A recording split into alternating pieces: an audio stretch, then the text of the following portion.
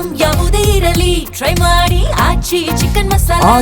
ಈ ಪೆಹಲ್ಗಾಮ್ ಮಾದರಿಯ ದಾಳಿಯನ್ನ ಯಾರು ಕೂಡ ಮರೆಯೋದಕ್ಕೆ ಸಾಧ್ಯನೇ ಇಲ್ಲ. ಕಾರಣ ಕಲ್ಮಾ ಓದಕ್ ಬರುತ್ತಾ, ಕಲ್ಮಾ ಹೇಳಿ ಅಂತ ಹೇಳಿ ಹಿಂದೂ ಯುವಕರ ಎದೆಗೆ ಗುಂಡಿಟ್ಟು ಕೊಲೆಗೈದಿರುವಂತಹ ಅಥವಾ ಹತ್ಯೆ ಮಾಡಿರುವಂತಹ ವಿಚಾರವನ್ನ ಯಾರು ಕೂಡ ಮರೆಯೋದಕ್ಕೆ ಸಾಧ್ಯ ಇಲ್ಲ. ಬಟ್ ಈಗ ಅದೇ ಮಾದರಿಯಲ್ಲಿ ಮುಂಬೈನಲ್ಲೂ ಕೂಡ ದಾಳಿ ಆಗೋಯ್ತಾ ಅನ್ನೋದು ಪ್ರಶ್ನೆ. ಐಸಿಸ್ ಶಂಕಿತನಿಂದ ಸೆಕ್ಯೂರಿಟಿ ಗಾರ್ಡ್ ಮೇಲೆ ಅಟ್ಯಾಕ್ ಆಗಿದೆ ಅನ್ನೋದ್ರ ಡೀಟೇಲ್ ಸಿಗ್ತಾ ಇದೆ. ಮುಂಬೈನ ಮೀರಾ ರಸ್ತೆಯ ನಯಾ ನಗರದಲ್ಲಿ ನಡೆದಿರುವಂತಹ ಅಟ್ಯಾಕ್ ಇದೆ.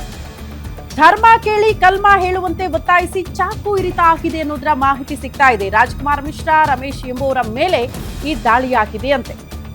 ನಿರ್ಮಾಣ ಹಂತದ ಕಟ್ಟಡದಲ್ಲಿ ಕೆಲಸ ಮಾಡ್ಕೊಂಡಿದ್ರು ಮಿಶ್ರಾ ಮತ್ತು ರಮೇಶ್. ಕಲ್ಮಾ ಹೇಳಿ ಅಂತ ಹೇಳ್ಬಿಟ್ಟು ಹೇಳಕ್ ಬರಲ್ಲ ಅನ್ನೋ ಕಾರಣಕ್ಕೆ ಹತ್ಯೆ ಆಗಿದೆ ಅಂತ. ಈ ವೇಳೆ ಏಕಾಏಕಿ ಒಂಟಿಯಾಗಿ ಅಟ್ಯಾಕ್ ಮಾಡಿದ್ದಾರಂತೆ.